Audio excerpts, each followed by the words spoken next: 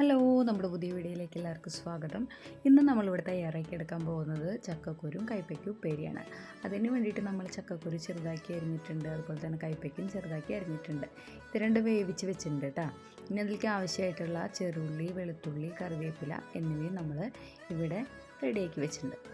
പിന്നെ നമുക്ക് ഉപ്പേരി ഉണ്ടാക്കാൻ തുടങ്ങാം കേട്ടോ. അതിന് വേണ്ടിയിട്ട് നമ്മൾ ചീഞ്ചട്ടി അടുപ്പത്ത് വെച്ചിട്ടുണ്ട്. അതിലേക്ക് ആവശ്യമായിട്ടുള്ള എണ്ണ ഒഴിച്ചിട്ട് നമ്മൾ എണ്ണ ഒന്ന് നല്ലോണം ചൂടായിട്ട് വരണ വരെ ഒന്ന് വെയിറ്റ് ചെയ്യണം. ചൂടായിട്ട് വന്ന ശേഷം നമ്മൾ റെഡിയാക്കി വെച്ചിട്ടുള്ള വെളുത്തുള്ളി, ചെറുള്ളി, കറിവേപ്പില എന്നിവ നമുക്കതിലേക്ക് മിക്സ് ചെയ്ത് കൊടുക്കാം. മിക്സ് ചെയ്തിട്ട് നല്ലോണം ഇളക്കണം കേട്ടോ. അതിലേക്ക് നമ്മൾ കുറച്ച് ഉപ്പും കൂടി ചേർത്ത് കൊടുക്കുന്നുണ്ട്. ഉപ്പ് ചേർത്ത് കൊടുത്താൽ നമുക്കത് വേഗം പാകമായിട്ട് കിട്ടും കേട്ടോ. അപ്പോൾ ഉപ്പും കൂടി ചേർത്ത് നമ്മൾ നല്ലോണം മിക്സ് ചെയ്ത് കൊടുക്കുക. പിന്നെ നമ്മൾ ചക്കക്കുരുവിൻ്റെ പല കറികളും പല ഉപ്പേരികളൊക്കെ കഴിച്ചിട്ടുണ്ടാവും. പക്ഷേ ഈ ചക്കക്കുരും കൈപ്പയ്ക്കും തമ്മിലുള്ളൊരു കോമ്പിനേഷൻ അധികം അങ്ങനെ ആരും ട്രൈ ചെയ്തിട്ടുണ്ടാവില്ല.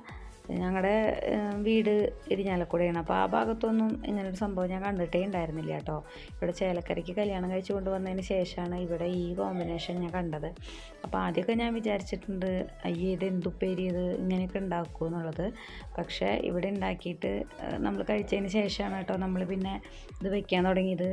അപ്പോൾ നല്ലോണം ഇഷ്ടപ്പെട്ടു. കൈപ്പയ്ക്കയുടെ കയ്പൊന്നും നമുക്ക് അങ്ങനെ അധികം ഫീൽ ചെയ്യില്ല കേട്ടോ ഈ ഉപ്പേരിയിൽ. അപ്പോൾ കുട്ടികളാണെങ്കിലും വലിയവർക്കാണെങ്കിലൊക്കെ നല്ലോണം ഇഷ്ടപ്പെടുന്ന ഒരു ഉപ്പേരിയാണ്.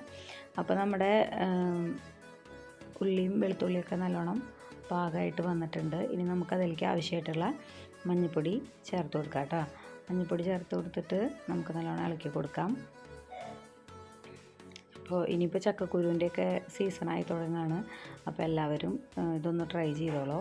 നിങ്ങൾക്ക് തീർച്ചയായിട്ടും ഈ ഉപ്പേരി ഇഷ്ടമാവും. അപ്പോൾ നിങ്ങൾ ഉണ്ടാക്കി നോക്കിയിട്ട് എനിക്ക് ഇഷ്ടമായ ഒന്ന് കമൻറ്റ് ചെയ്തോളൂ കേട്ടോ. ഇനി നമുക്കിതിലേക്ക് ആവശ്യത്തിനുള്ള മുളക് പൊടി ചേർത്ത് കൊടുക്കാം. മുളക് പൊടി ചേർത്തിട്ട് നല്ലോണം നിറം മാറുന്ന വരെ ഇളക്കിക്കൊണ്ടിരിക്കുക കേട്ടോ.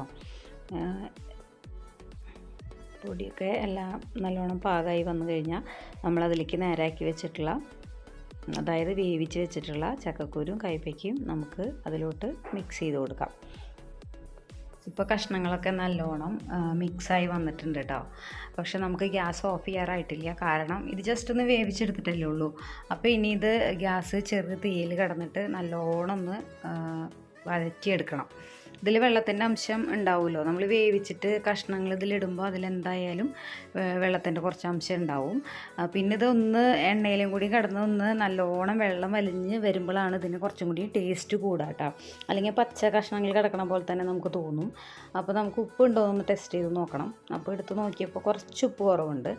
അപ്പോൾ നമുക്ക് കുറച്ച് ഉപ്പും കൂടി ഇതിലേക്ക് ഒന്ന് ചേർത്ത് കൊടുക്കാം കേട്ടോ.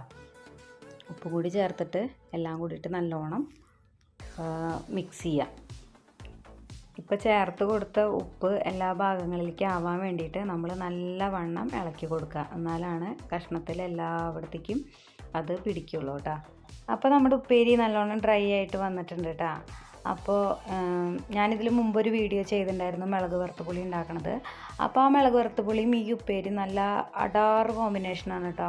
അപ്പോൾ നിങ്ങളെല്ലാവരും ഇത് ട്രൈ ചെയ്ത് നോക്കിക്കോളൂ. അപ്പോൾ നമ്മുടെ വീഡിയോ ഇഷ്ടമായാൽ ലൈക്ക് ചെയ്യുക, ഷെയർ ചെയ്യുക, കമൻറ്റ് ചെയ്യുക, എൻ്റെ ചാനൽ സബ്സ്ക്രൈബ് ചെയ്യുക. ടാറ്റാ.